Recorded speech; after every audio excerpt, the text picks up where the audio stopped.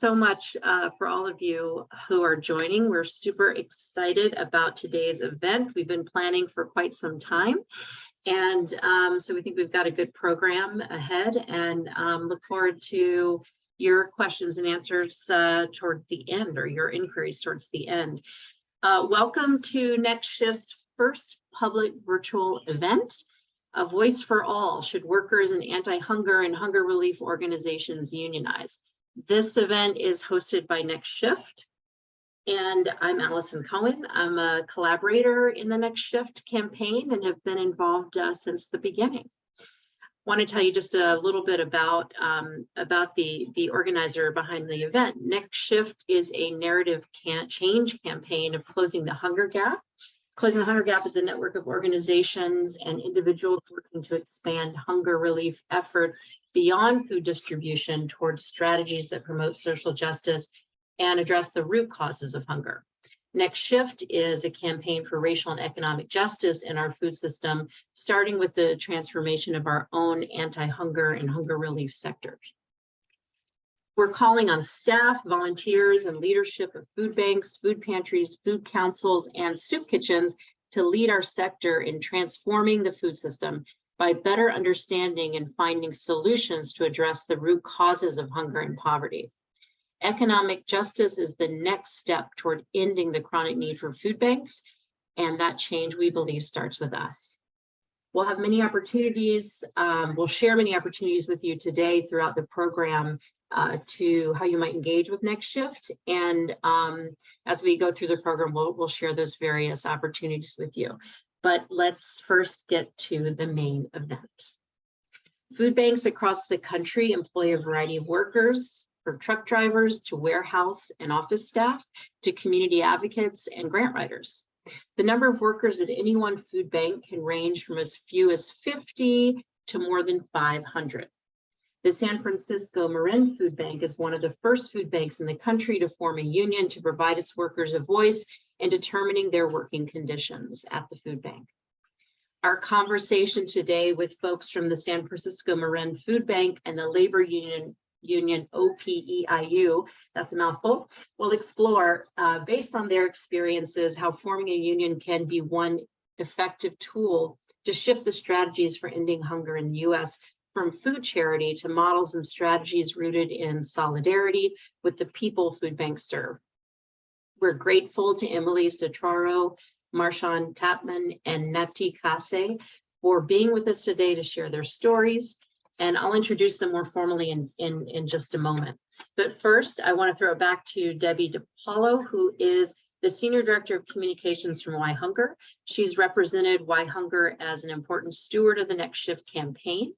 She's going to speak briefly about how we're using the Zoom technology today and how the Q&A portion of the program will work. Debbie.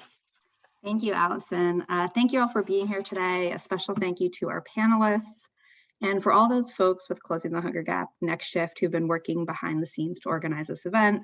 We've had over 120 people register, which is really incredible, representing folks in leadership and staff at food banks, anti-hunger organizations, members of the media, folks with lived experience, funders, academics.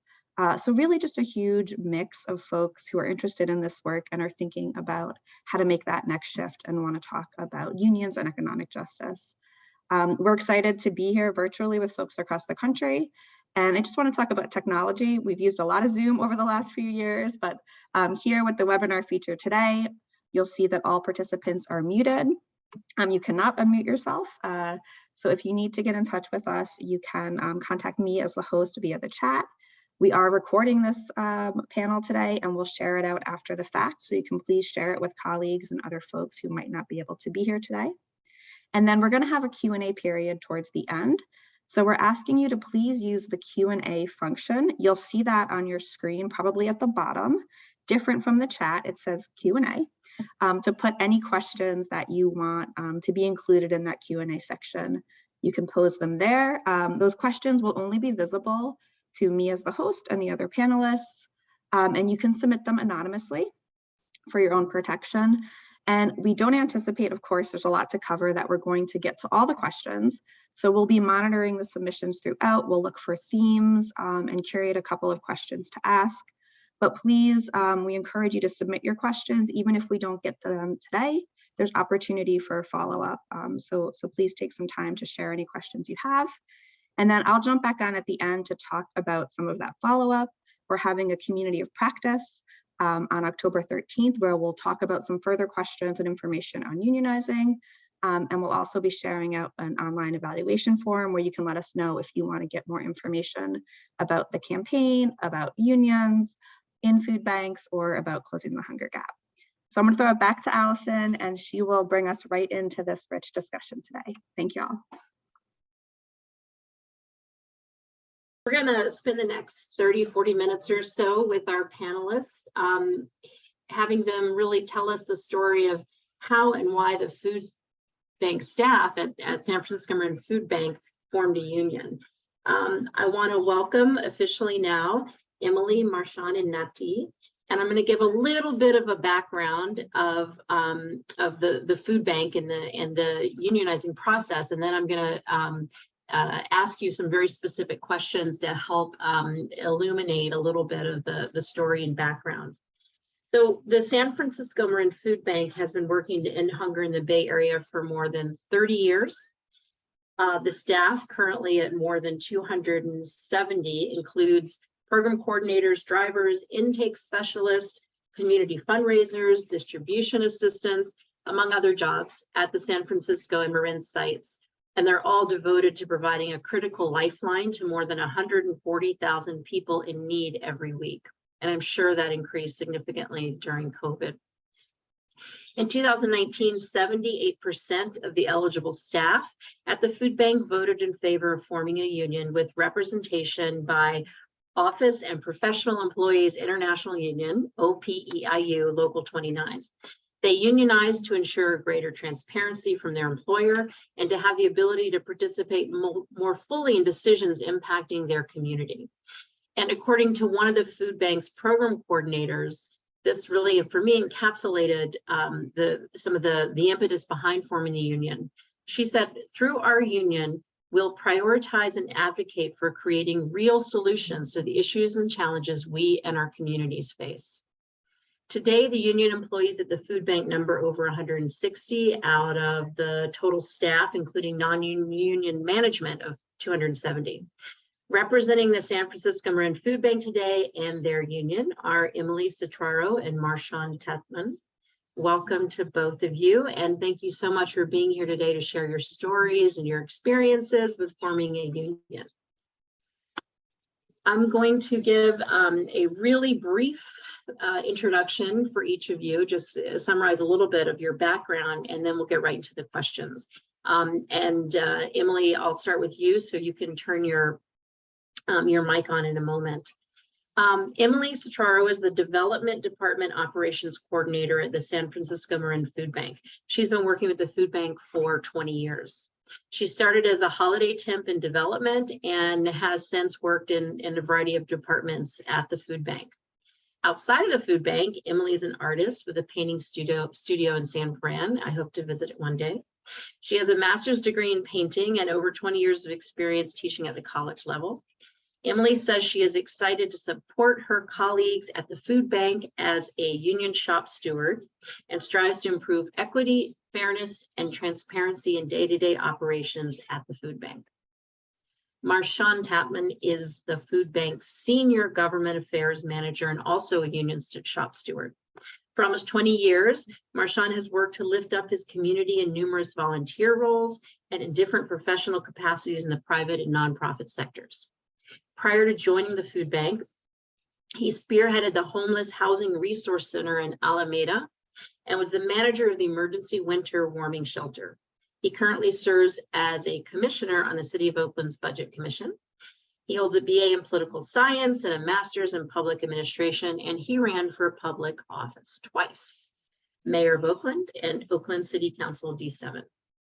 Marchand values great character, equity, fairness, equality, and opportunity. All right, so Emily, let's get started with you. let me ask you the first question, which is, what is the origin story of the union at the food bank? How did it get started? So the food bank had grown over the first 18 years that I was there, 17, 18 years, and had really been a top-down kind of organization. But that kind of management style really had become extremely onerous, because there was very little that was heard from the workers when there were whole departments reorganized. We had issues where entire departments received new job descriptions without any input. We had a very extreme turnover problem, and it was really impacting the morale just across the board, and including levels of management. We knew that the managers were trying to speak up for their underlings, and it wasn't being heard as well. People felt like pawns. And one of the things that really got to me, where the point where I actually made the phone call and was like, started calling unions asking about how we could form a union, was that there was just so much crying. You'd walk in the bathroom, you'd hear sobbing. You'd walk by people's desks and you'd see people with tears streaming down their faces. Who can work in that environment? It was so painful. And we really we reached the breaking point. We saw all of our friends and colleagues just suffering, and we just couldn't take anymore. Led some of the employees to actually want to engage in forming a union? I mean, that was sort of the general environment that was really the impetus for doing something to make the workplace a better environment. But what led some of the employees to actually want to form a union, to get to that level? Well, some people had come from either previous union shops or had been involved in campaigns at other workplaces. Some had family who were, long-term union member. People always talk about, oh, dad was in a union his whole life, and they supported unions because it was a family thing for them. They believed that, their family had grown up with a better experience because their parents were in unions. There was a certain point where, there was this undercurrent, and you kind of would hear whisperings. And of course, we knew that it needed to be whisperings. And there had been previous attempts at unionizing in decades before I was even at the food bank. But the sense that this might be a solution, I think, came to a lot of people because the situation was so painful and unmanageable. And it was an answer that had occurred to a lot of different people. And Emily, on a personal level, what was your vision for how a union could really change things at the food bank, given the environment you described? Well, things were bad, and we knew that it could be better. I mean, most people had worked in places that had better working relationships, had more communication, but seeing the fact that if you have a union, you might have a great relationship with your boss, but that boss could leave and your next boss not so much. So we really wanted a way to have a voice that we could speak to the community impact that we had. The workers were out there in the field, and they saw ways that we could improve the service we provided. And so we knew that we had to change to be more culturally competent, because we knew that we could deal better with the incredible variety of folks in San Francisco that the food bank serves, and that we could do a better job of serving that need that exists if we had a voice. And so we really, our motto was actually a voice for all, because the food bank's motto is food for all, and we recognized that we needed a voice for all.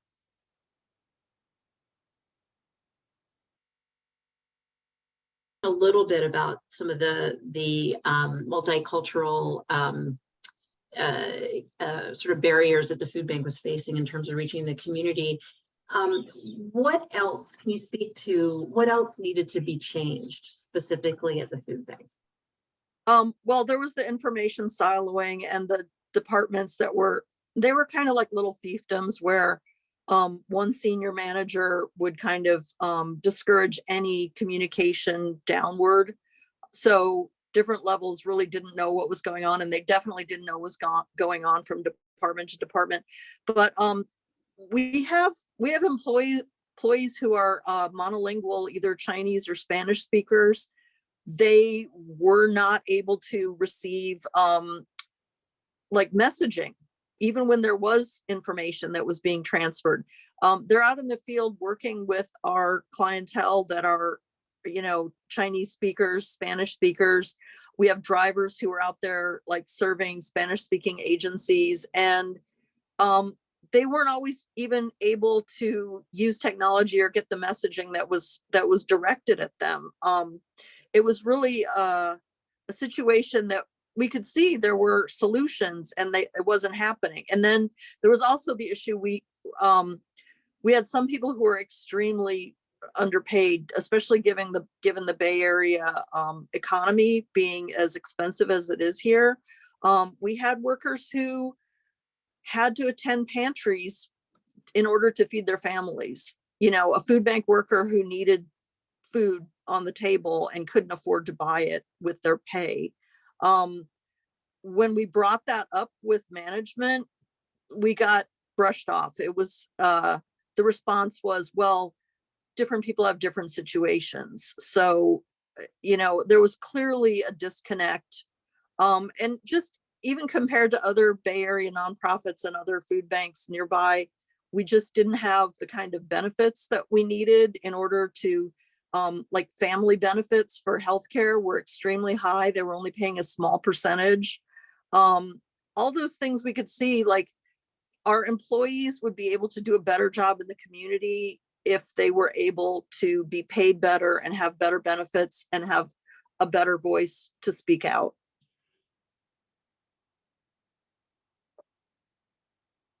Not everyone was immediately on board, or at least maybe not everyone understood what a union was.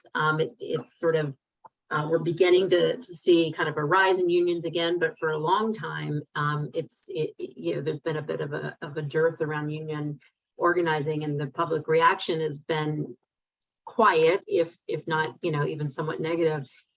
How did your colleagues react when you talked to them about forming a union? So a lot of times we would just start having conversations with people, and you know, the frustrations they felt would bubble to the surface. And so when we were able to connect on that level, they were very often it was very often a situation where they would understand that a union could help them to be able to speak out about the issues they had with their workplace. Obviously, you're not going to always have everyone on board, and I think that there was definitely a sense that there were some folks who were very against the idea, but they were such a small percentage. And you know, the discussions that they had with their coworkers, it kind of became an issue where we had a level of confidence that this was going to help, and they could see that, like, you know, how much worse could it get? You know what I mean? They were definitely having the sense of like, well, yeah, you know, I may not be pro-union, but things are really bad. Things are really, like, it's not sustainable the way things are going right now. So we kind of just left them at that point where, you know, like we were willing to talk to them. There was no animosity really between workers. We didn't have issues with people arguing or like having big negative discussions. Like I said, things were bad enough. Everyone recognized they were bad. So even if they didn't think the union was an answer for them, they were kind of willing to see what might happen next.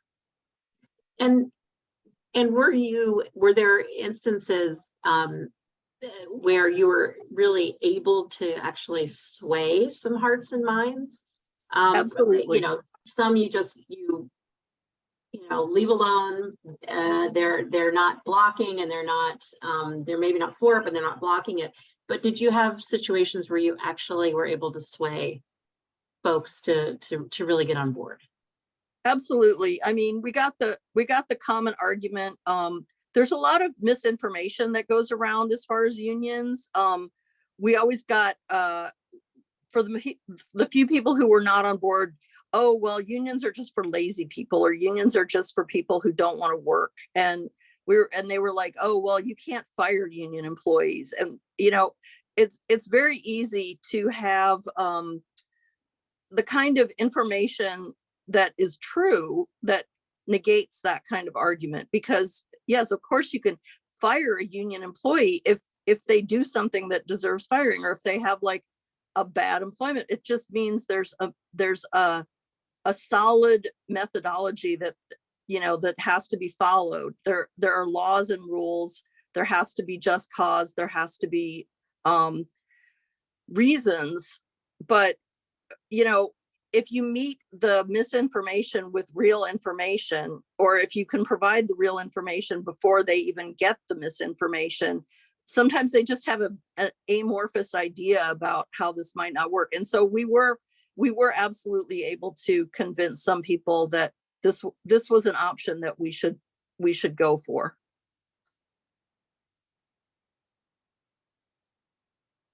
Or the word justice that you used, that ultimately that seems like a clear message that you were able to get across.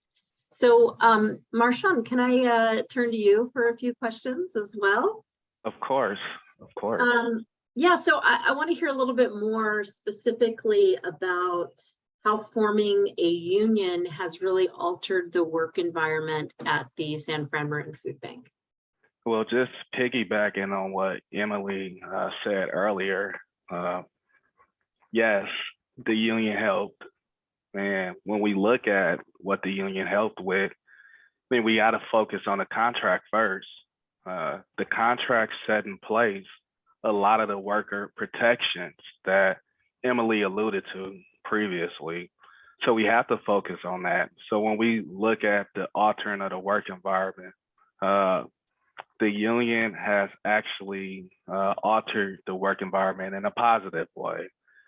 So when we look at the contracts, let's look at some of the things that we accomplished, like adding a floating holiday to employees so they can have that ability to take that day off, whether it's for a holiday or not.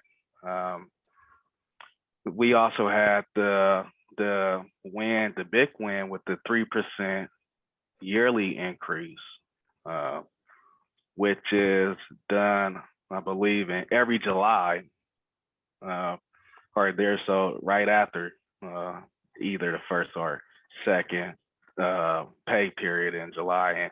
And trust me, folks be having lenses on when that increase will hit. So that was a big one.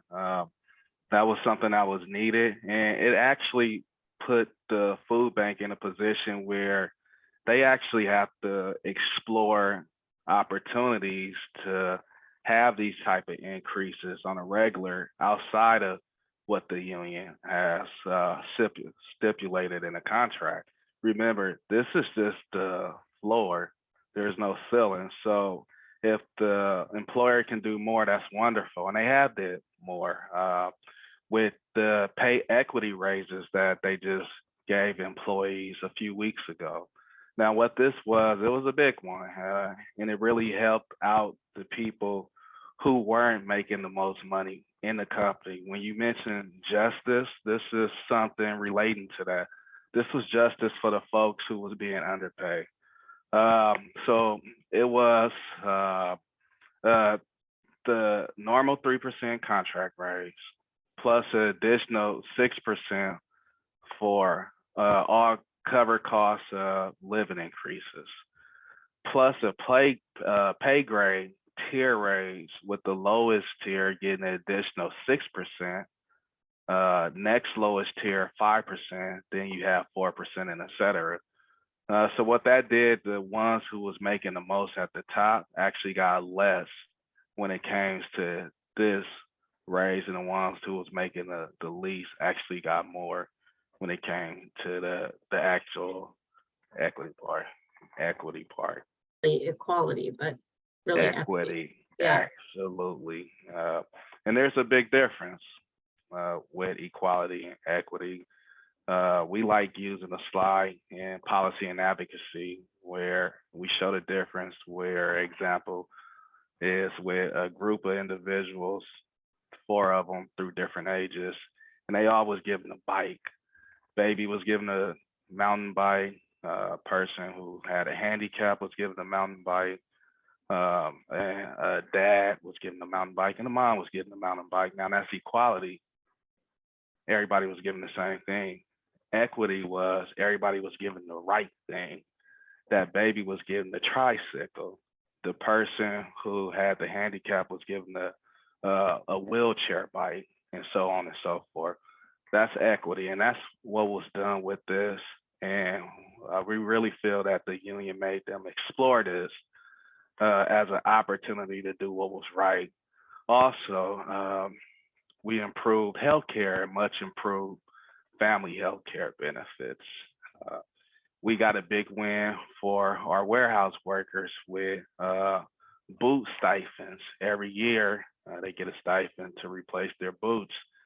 If you ever worked in a warehouse, as I know most people have on this call, you can run through a lot of shoes very quickly. So we actually got that win for them so they can have that taken care of on the food bank dime. Having a defined disciplinary structure system in place, just cause, no arbitrary firings and other forms of treatment. We made sure that there was something in place so folks can have an avenue in case they were in a situation in which there was disciplinary actions. Now, one of those avenues is requesting a shop store at a disciplinary meeting, which we can sit in, take notes, and be there on the employee behalf. Because, let's be honest, in some cases, the employer has all the cards in their hand. So we wanted to even that playing field to make sure folks who may not know the right language to say, have someone there who knows that right language to say, who can actually help them out in certain matters. And folks who do know the language, just being there for them as a watchdog and making sure that we take good notes and document everything. We made it safe to speak about issues and concerns. Again, as Emily alluded to, that wasn't always the environment here at the food bank. People didn't feel they can voice concerns, and this actually helped create a space for that to happen. Actually empowering your work community to better serve the community, empowering your employees to support them in whatever fashion or form necessary for them to do their job at the most efficient way as possible. And also a committee that we actually put together with senior level management, which is the LMC committee. And let me just say the difference between the two. I'm a senior government affairs manager, but I'm not a senior level manager. I know, I think I heard Emily or somebody mentioned senior manager. So I wanted to say I'm not a part of that group, everyone. But there's nothing wrong with being a part of that group, especially if that group willing to come to the table and work with you and work on the issues that you have so you can move forward. And we created a pro-union work environment. Now, who wouldn't like that? Exactly. Yeah, I hear you. let me ask you, since you were talking about nonprofits, right? We're talking about a food bank, and so much of, in fact, the nonprofit is pretty much entirely reliant on donors and funders to keep the work going, to pay folks, but also to ensure that the community is well served. Has forming a union had an impact on the fundraising or on donors in particular to the San Francisco Marin Food Bank? When you look at the data, and with this question, you have to look at that data to make sure that you're giving the most accurate answer. And by examining that data for the past couple of years since the union inception, the food bank actually been breaking fundraising records year over year, which led to the ability for them to do some of the additional stuff with the pay equity raises. So short answer is no, based on what the data shows. It has not affected fundraising or donor participation or engagement in no way, form, or fashion based on that data.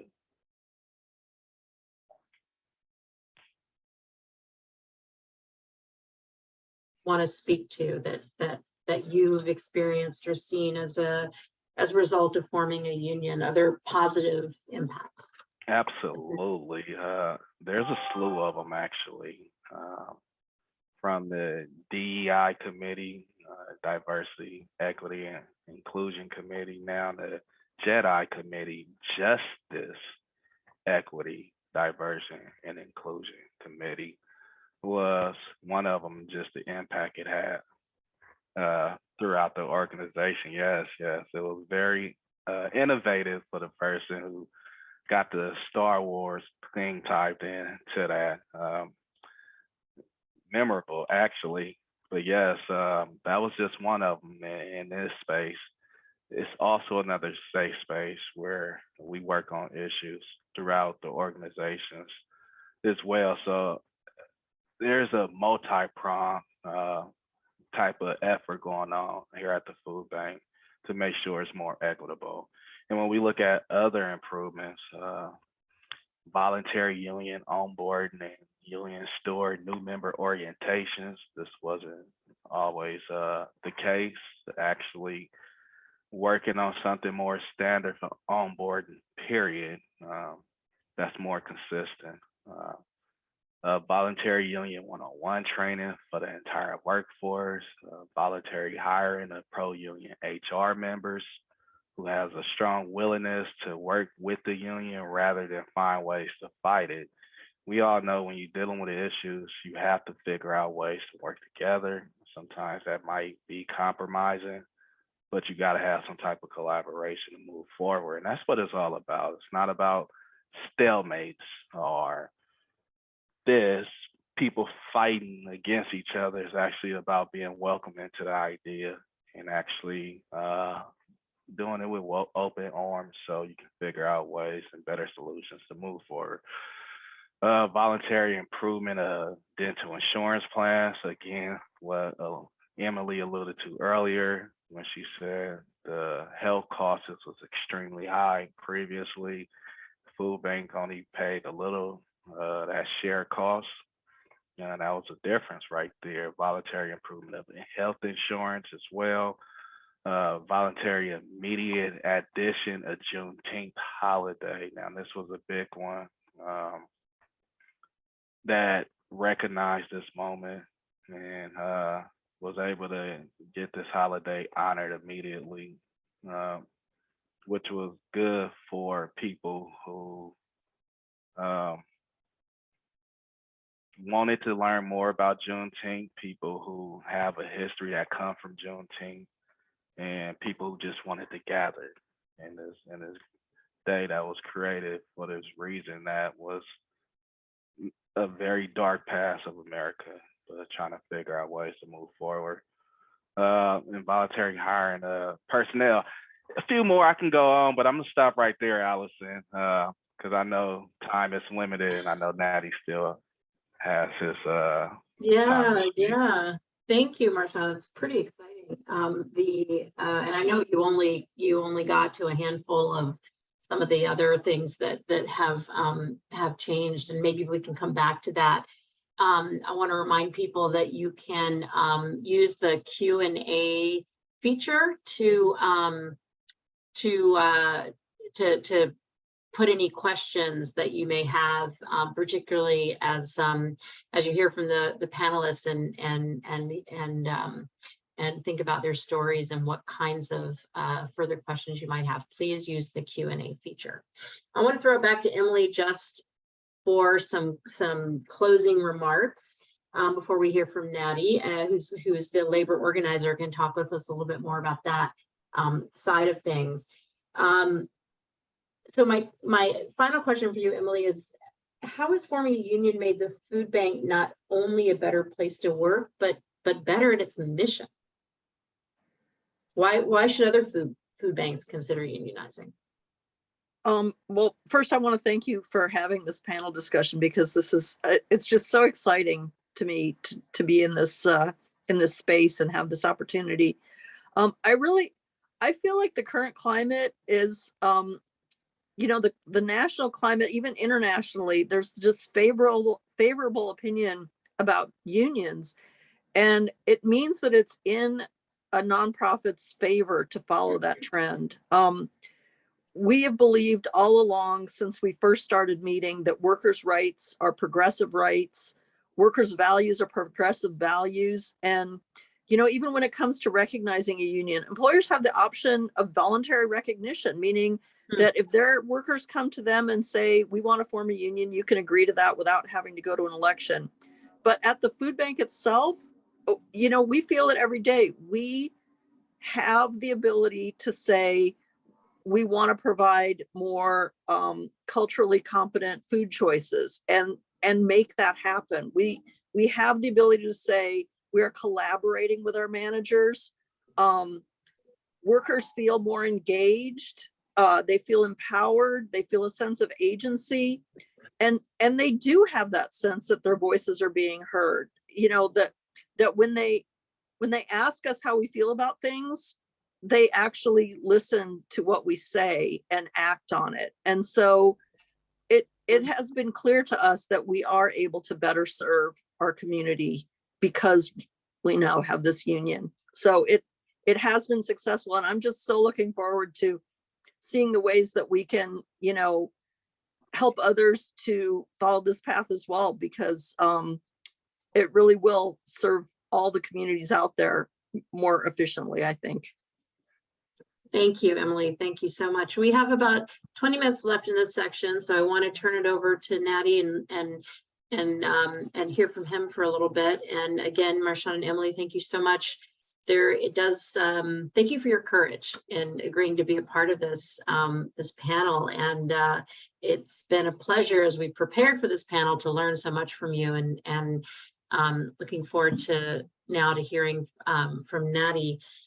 So let me, Natty, just give a couple of minutes of who you are and your background, introduce you to this group of folks. Endem Natty Kase, that is did I pronounce that properly? Yes. Endem Natty Kase, but we call you Natty, is that right? Is Yes. a West Coast lead organizer with OPEIU. He's been an organizer since 2013. He actually started his organizing campaign at a contract campaign where he was a rank and file OPEIU local in Las Vegas. So really coming directly from the field into this work as an organizer. You've been working, Natty, with different organizations across the country to form unions, including the 2019 San Francisco Marin Food Bank campaign. So let me ask you then, as the lead organizer, what was your role specifically as the labor organizer at the San Francisco Marin Food Bank? And as an organizer, what kind of support did you provide? Thanks, Allison. Yeah, my role as an organizer was the first step to build a relationship with the workers, the organizing community, to understand their issues, to relate to their issues. As I've never said foods in the San Francisco Marine Food Bank compound or worked for a day, it's not easy to understand and relate to the issues. So my first role was getting a complete picture and understanding of what's going on, what's happening in that workplace. I was actually emotionally attached to the campaign to the point where workers come and talk to me and start crying. I end up crying with them because it was like unbearable to hear what was going on. And as an organizer, I was also responsible for making sure every piece of strategy is achieved. Conversations, one-on-one conversation, coaching the organizing committee, whenever they have a hostile conversation or their colleague doesn't understand it, we come up with educational pieces. Like our communication was like educational instead of confrontational. We build this relationship not only with the organizing committee, but also with the workers in a short amount of time, where a huge segregation, workplace segregation, we were able to penetrate that and have a really great relationship across different departments. So we were able to come up with strategies, not only by myself, but my organizing committee. And our organizing committee was actually working across the clock, like around the clock. And I was there, I was present because they needed a voice, and my job was to make sure the campaign doesn't fail. They have a voice, they have a platform.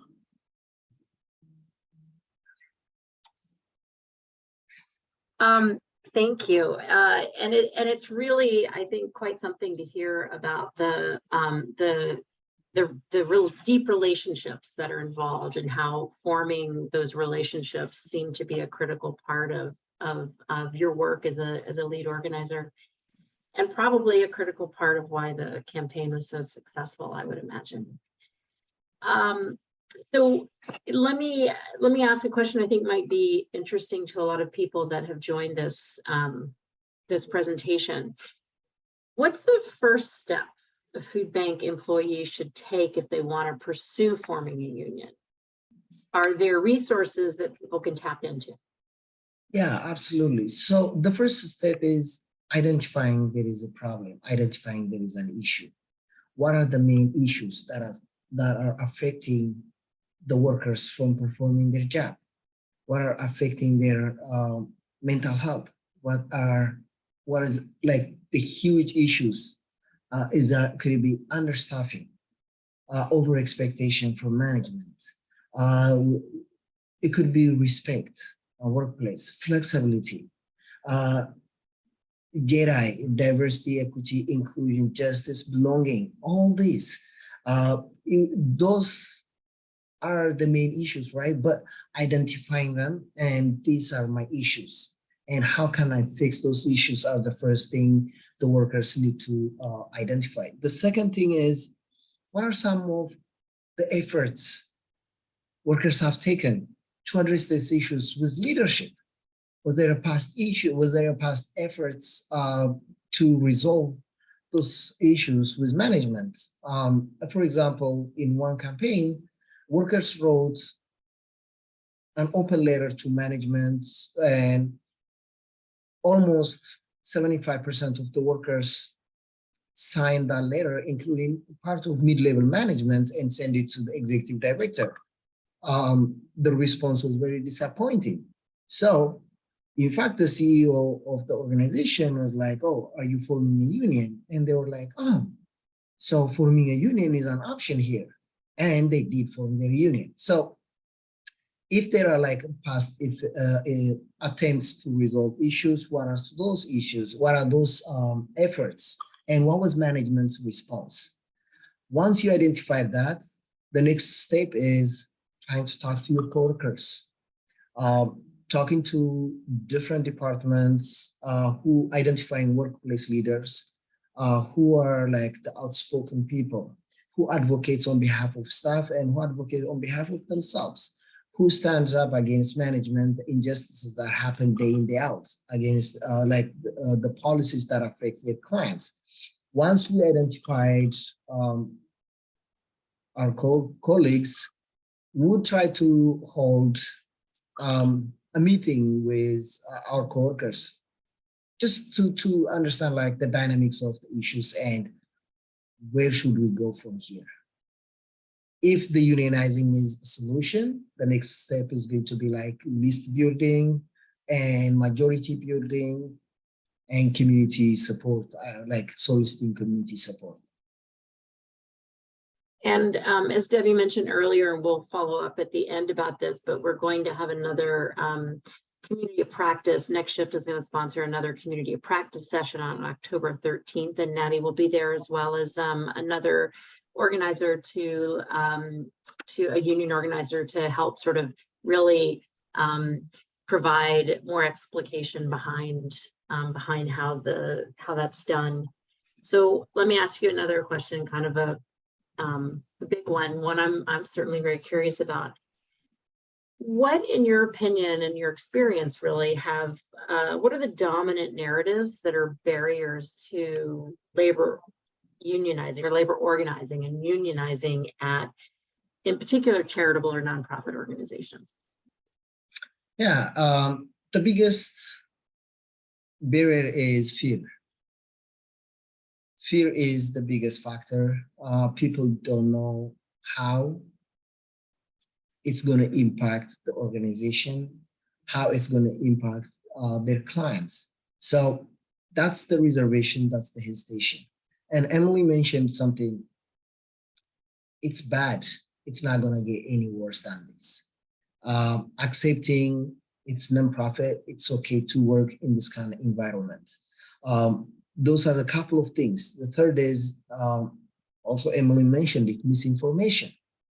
Those misinformations needs to be corrected, right? So without having those conversations, a culture of abuse in nonprofits makes it acceptable or okay to work in those conditions. And people don't want to like disturb the water. They don't want to offend management, and they just like, okay, I'll just accept it and do my job.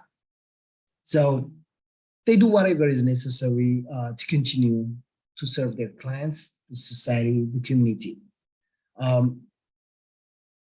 Another thing is, yeah, like the misinformation that most workplaces managers use is like, yeah, the union is here for your money, dues, you will be required to pay dues, you will ruin your relationship with your management. You will never have an open door policy. Right now, our door is open. You can come and talk to us, but that's not going to happen once you form a union, because you have to go through like channels to talk to us. That's not true. We have two wonderful shop stores here, Emily and Marshawn. They can tell you, like, if they want to talk to their immediate supervisors, they don't have to go through the union to have that conversation. In fact, it facilitates like an open door policy with equality and respect. Because when Emily and Marshawn are representing their colleagues, they are no longer employees of the food bank. They are union officials, and they speak with authority because there are 160 people that they are representing. They are representatives. So it facilitates, the fear is the biggest thing. The fear is the huge barrier in forming a union. If I could just try to capture a little bit of what you said, that ultimately it is about democratizing really the work environment.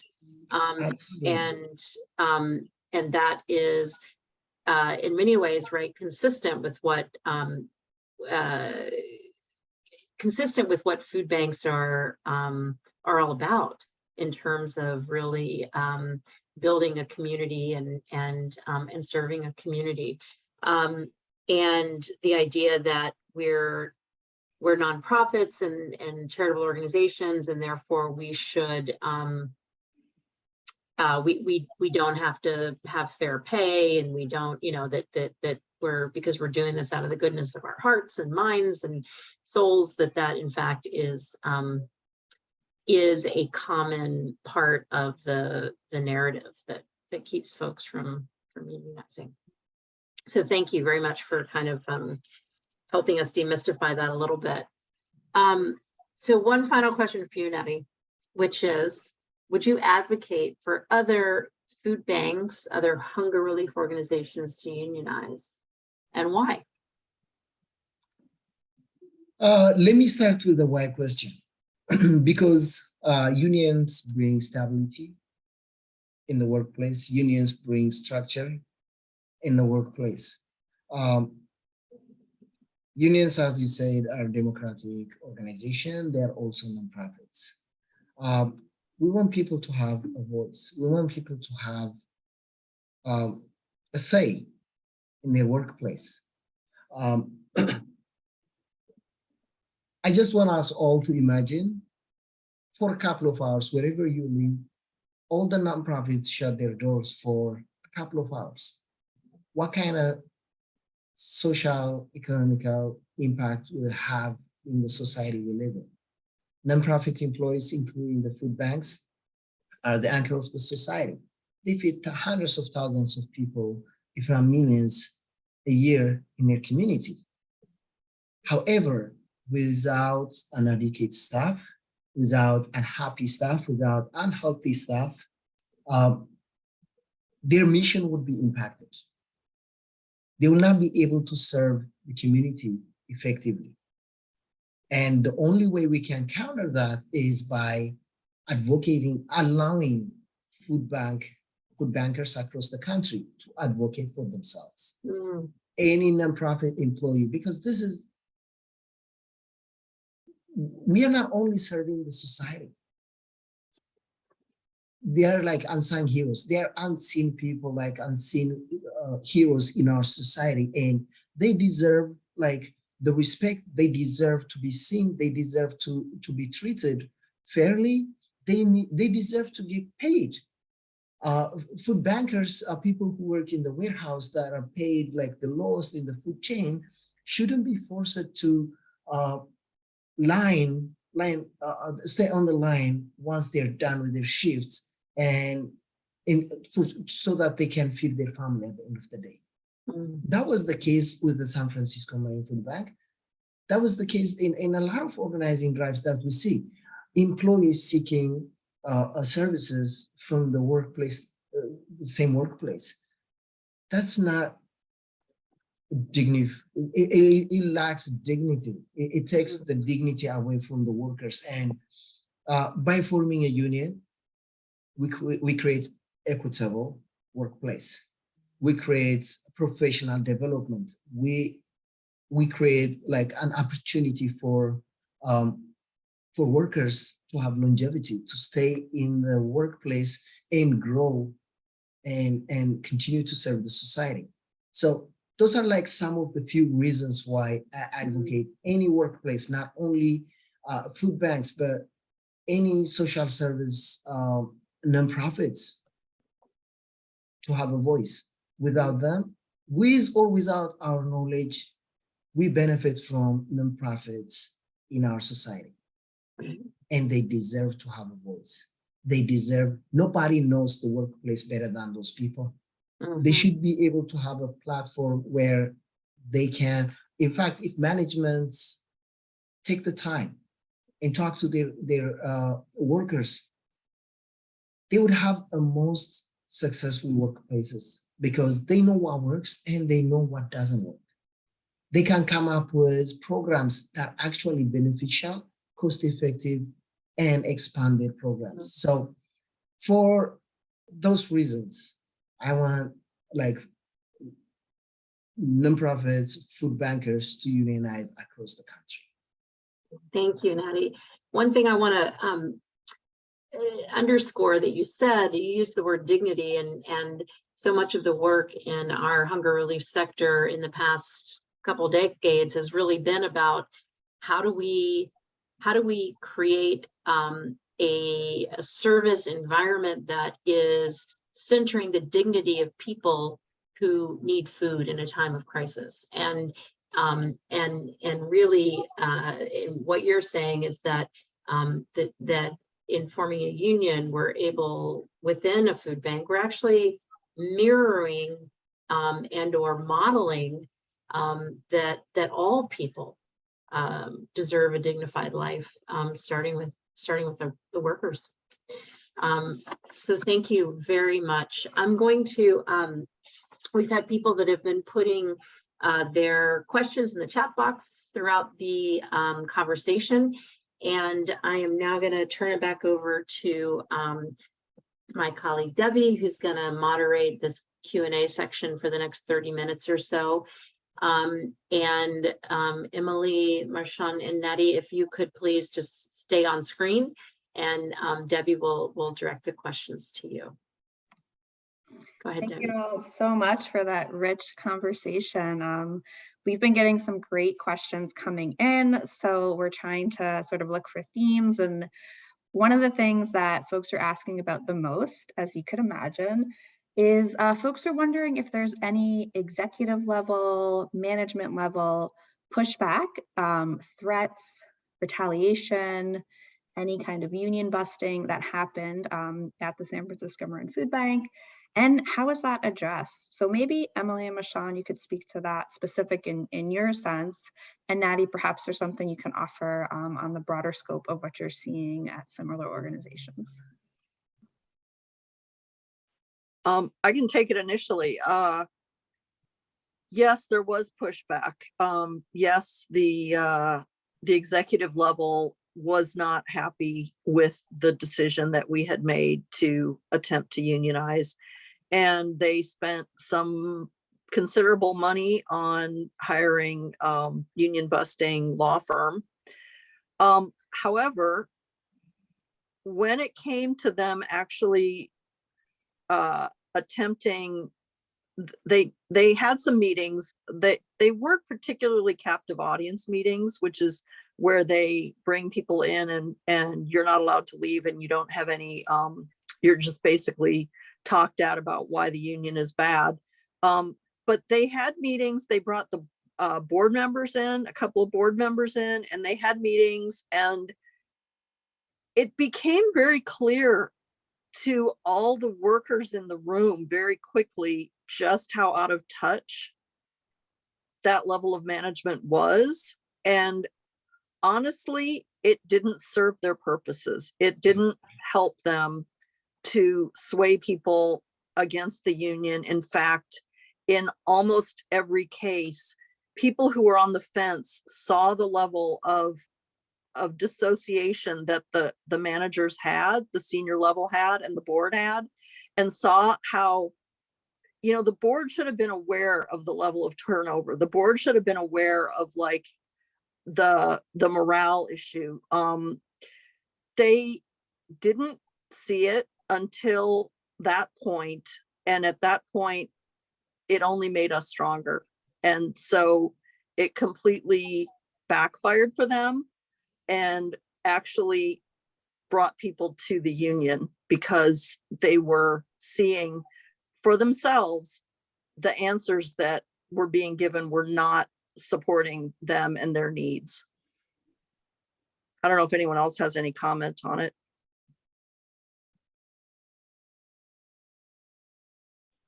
So I think you covered it quite well, Emily, as far as the food bank. Yeah, thanks, Emily, for bringing back a lot of great memories, because yeah, it didn't serve the any purpose, because people start speaking on those captive audience meetings. People were like actually angry with the responses they were getting. In a state of we hear you, in a state of we recognize there is issue, management was actually trying to sway people in a different direction by providing them alternate fact, that doesn't exist. And that pissed a lot of people. So that happens in almost, not almost all the nonprofits, but like some who are misinformed that unions are third parties. Unions are not third parties. The union is Emily, the union is Moshan, and the union is the other 160 other people. They are the union. That's their union. They formed it and they have a voice in it. So not recognizing that, it actually backfires. However, the organizing committee as well as the workers were very mindful not to change the image of the organization in a negative way. So we never responded to their negative messaging. We were just sending a message of hope, empowerment, and their rights, basically. We were telling them, this is your right, this is within your scope. So that does help in countering the anti-union messaging. Thank you all so much for that. Another question we're seeing coming up in a couple of the questions submitted is around sort of the difference of HR and that approach and unions. So wondering, like, some of the issues that we've discussed and that you uplifted around pay, grievances, DEI are commonly seen as HR issues addressed by HR. And what is the difference or the importance of a union or worker-led process to address those issues? So what's the value of that? And then how does that kind of change things?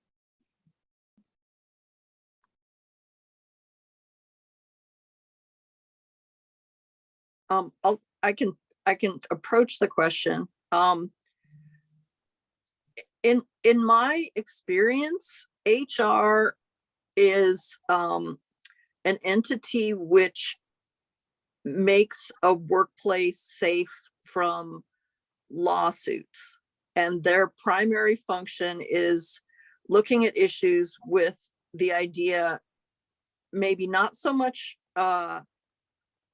how to address a worker's problem, but is there a legal aspect to this person's issue? And what we basically saw was, as long as there was not a firing that was EEOC, was an EEOC issue where someone was being fired illegally, let's say, or being disciplined illegally, or those kinds of questions, HR supported the manager even if the claim was just, I don't think this person's a good fit, and so I'm gonna get rid of them. And so we saw people lose their livelihoods, the ability to support their family, when they had a disagreement with their manager, and their manager was like, okay, well, they're out, and that's perfectly legal in at-will employment. The union protects people against that. And so every HR manual is going to say, go to HR and tell them what the issue is. If they don't see that your manager has a discrimination suit potentially, they're basically going to say, like, you're going to have to work it out. And they may not work it out in your favor. They may work it out only in the manager's favor, because the manager feels like they have an unlimited supply of potential employees. Maybe that's not quite so true in 2022 as it was in 2019, but there's definitely that mindset in the workplace that if you don't like it, there's the door. And so either go find another job and try and be happy somewhere else, because I'm going to keep doing what I'm doing, or just pointing someone out and saying, like, I don't feel comfortable with that employee, so they got to go. And honestly, that has been my experience with HR for decades now. The fact that people are looked at not as people, but HR as a term, human resources.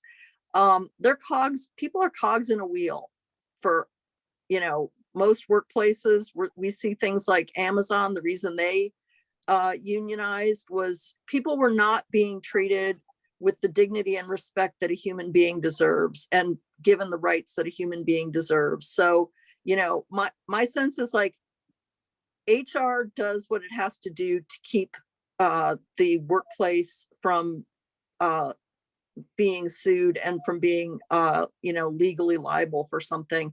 Beyond that, at-will employment is, you know, they don't want you today. They're going to tell you, clean out your desk. And a union prevents that from happening. Thanks, Emily. Marshawn, anything you want to add on that? I mean, just agreeing with what Emily said, just the protections that wasn't there is a big reason why the union had to be formed here at our workforce.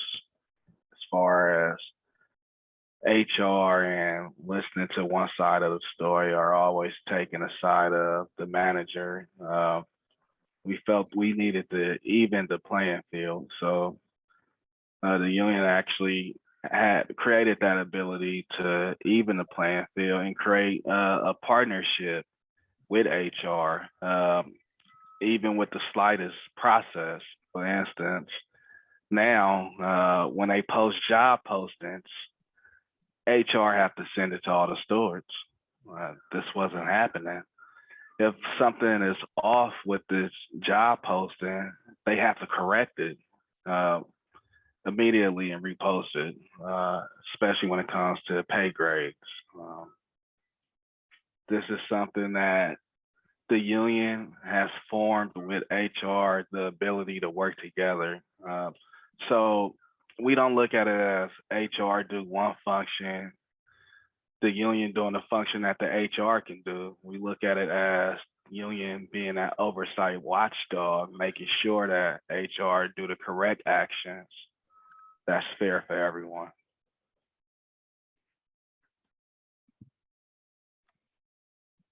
Great, thank you. Another theme we're seeing in the questions is folks are wondering about what kind of outside support you had in making this decision. Were there allies on the board, donors, folks in the community? Were there folks that you could rely on outside of the food bank staff in the push to unionize?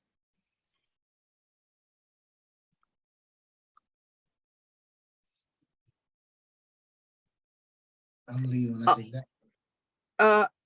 Yeah, we were able to reach out through various connections, you know, as food bankers who had staff who were out in the community regularly. They had relationships with some of the supervisors. We had the support of the supervisor, Shaman Walton, who was the food bank's district is within. We had other community members who supported us, and also other unions, you know, like when someone's trying to organize, you know, the local itself, our local has many shops under it already. So we had the support of other shops within OPIU Local 2029, but we also had the support of other shops that, you know, my partner drives a school bus. His union wrote a letter of support.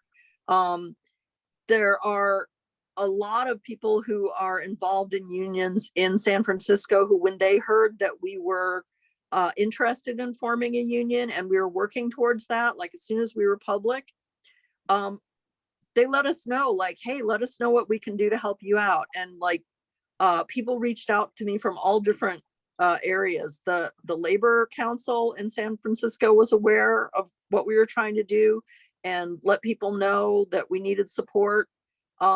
So there's a whole community of labor that, as you try to unionize, they're out there willing to help you. And there were times that, you know, one of the other organizers and I would reach out to someone just in the community, just write them an email and say like, hey, you know, we don't know how to approach this question. And we would get responses immediately from people who are like really, you know, deeply entrenched in the labor movement.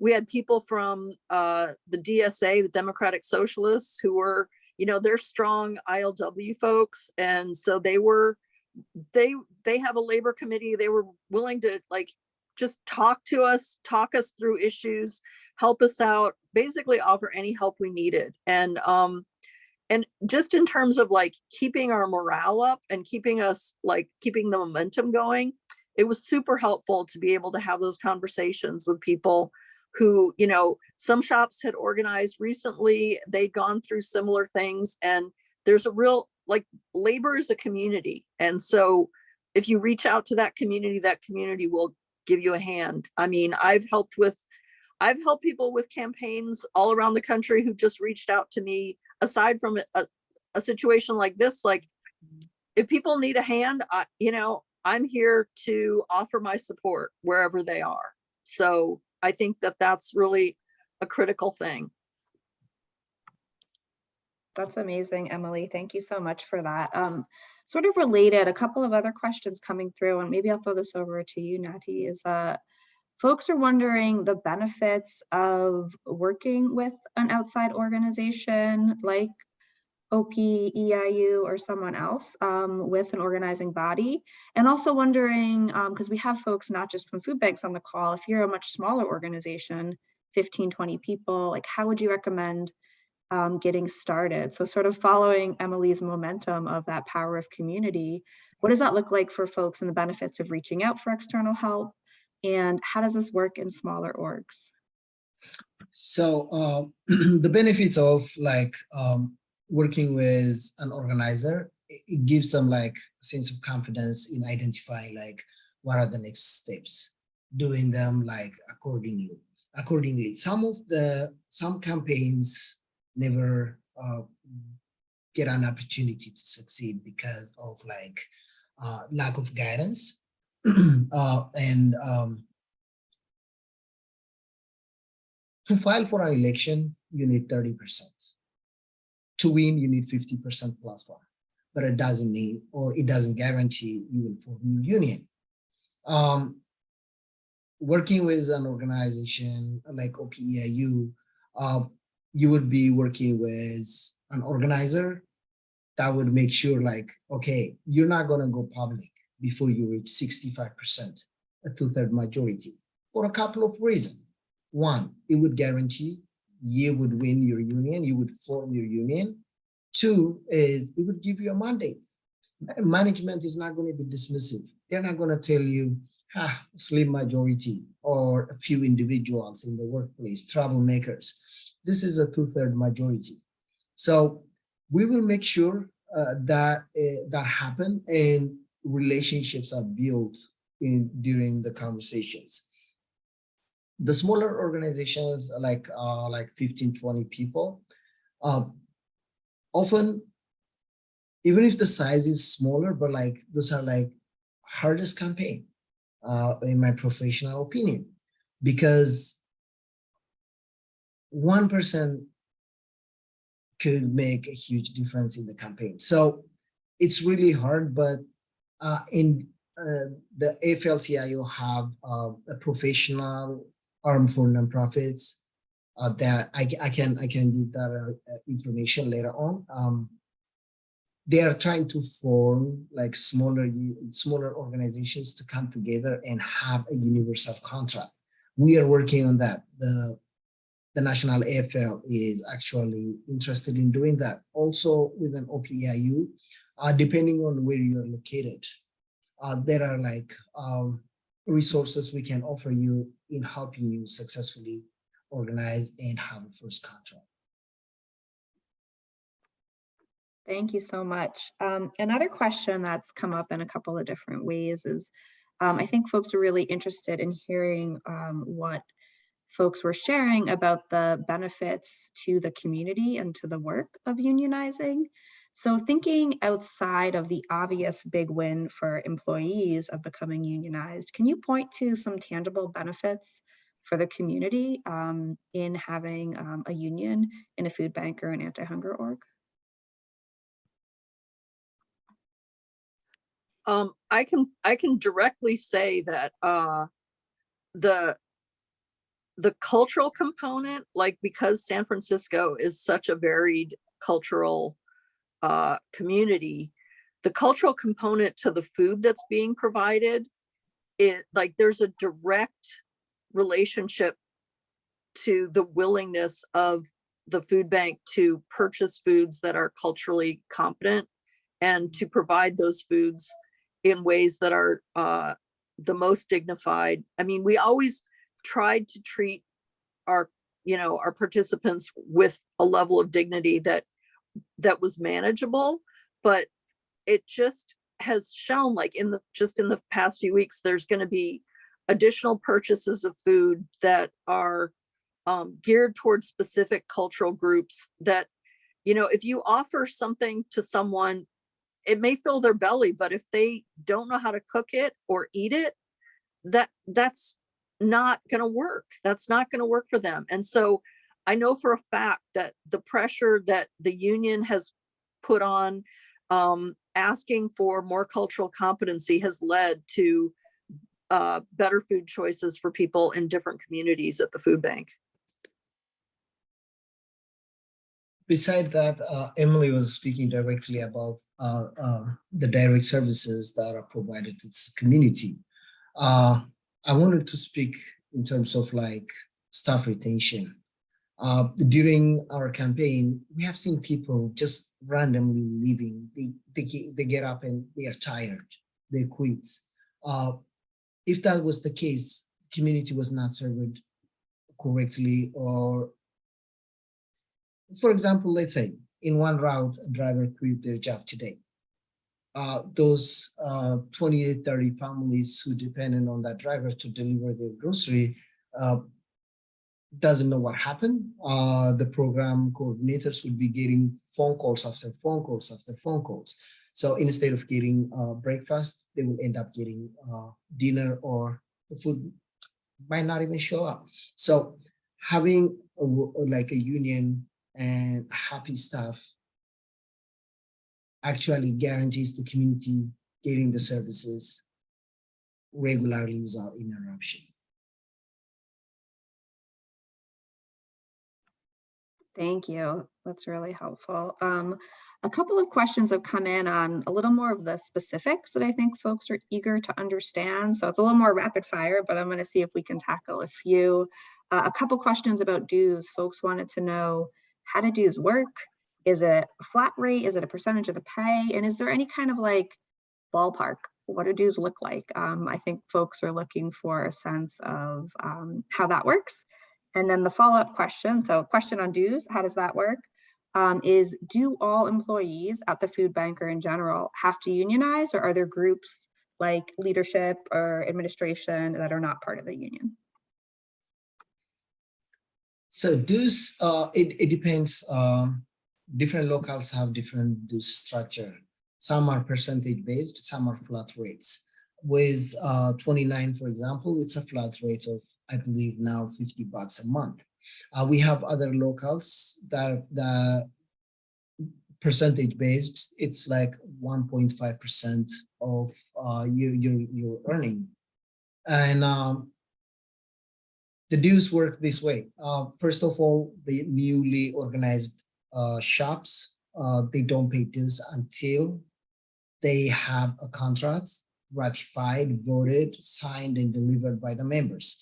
So this process could take anywhere between 6 to 12 months or more. Within that time period, nobody pays dues until they have agreed the terms and condition of the contract is to their satisfaction.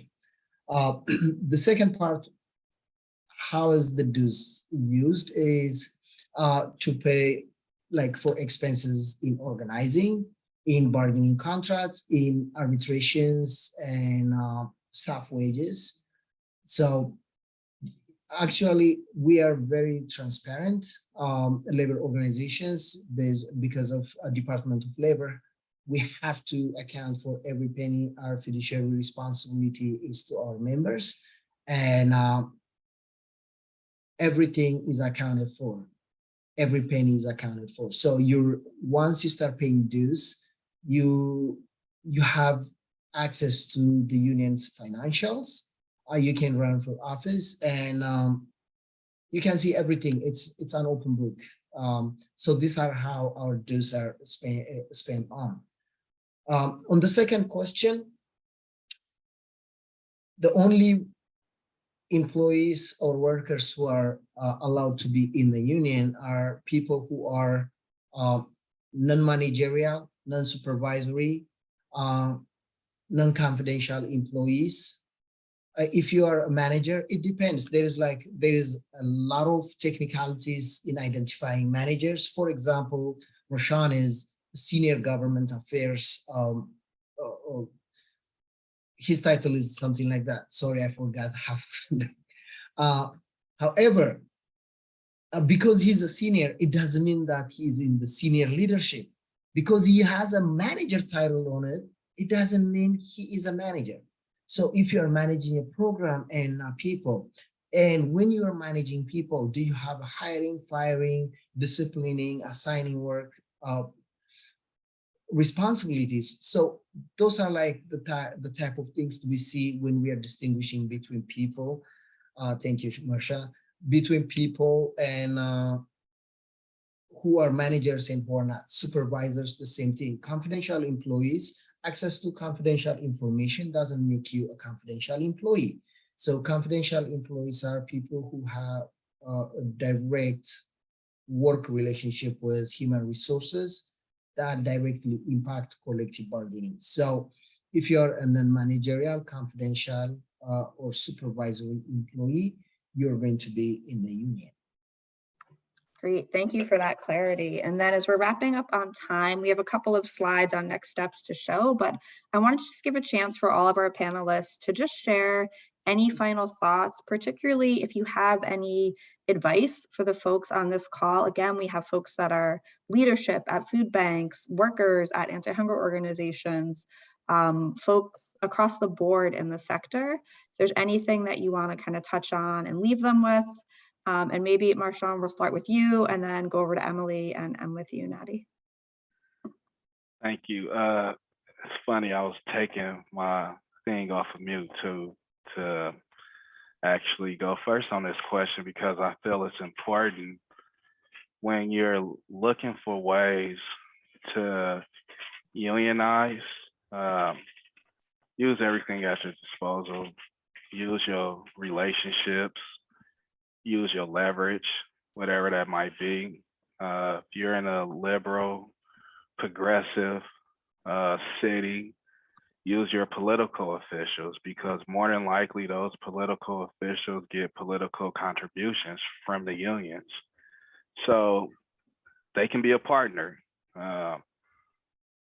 Make sure that you cross your T's and dot your I's if you know folks who've been in a union, who has the ability to organize, lean on them as well. So it's about relationship building, making sure that you grow relationships that you already have and create new ones when it comes to on that path to unionizing. And in my eyes, of course, there's a lot more, and I'm sure my esteemed group of panelists share that with you.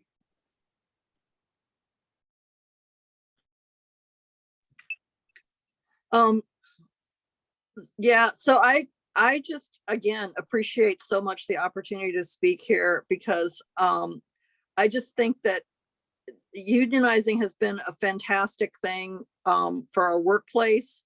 One thing I want to bring up, kind of speaking to Natty's thing that he just said about the unions and how they're put together. Unions are nonprofits. We all understand nonprofits. Nonprofits are the the work that we're doing for the most part. But the problem with nonprofits is you don't need to be a martyr to your work. Don't suffer. Don't feel that you don't need to take a lunch. You don't need to take your breaks. You don't need to be paid that overtime. You don't need to be respected by your boss. All those things, people in nonprofits, they start to accept that they don't have the same rights because the work is so important. The work is important, but you're important too. So you know, go ahead, ride that wave of unionizing that's happening now and just make it happen for you. And you will find that the work gets done better than it was before. I'm sure of it.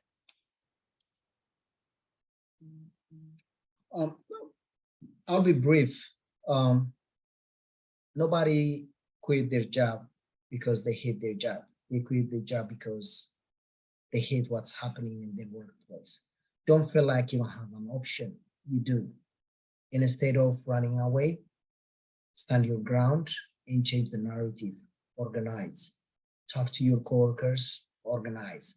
Because it benefits your organization, it benefits your society, your community, it benefits your personal well-being. So fight, don't run away. Organize and unionize, form your union.